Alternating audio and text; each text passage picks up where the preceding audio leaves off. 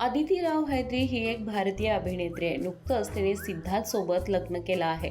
अनेक साऊथ त्याचबरोबर बॉलिवूड चित्रपटांमध्ये आपल्याला अदिती राव हैदरी दिसते. पण अदितीचं आधी सुद्धा लग्न झालं होतं आणि अदिती ही एक राजकुमारी सुद्धा आहे. नक्की काय आहे तिची स्टोरी, चला पाहूया.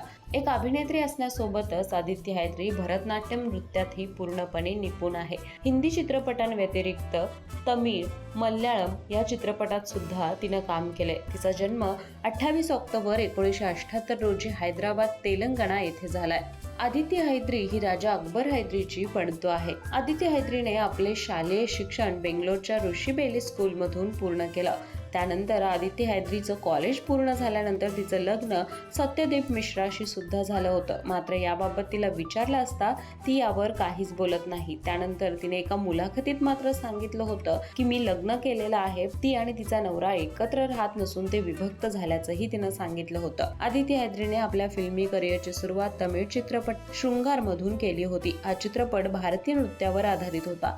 या चित्रपटानंतर तिला अनेक चित्रपटांच्या ऑफर सुद्धा आल्या.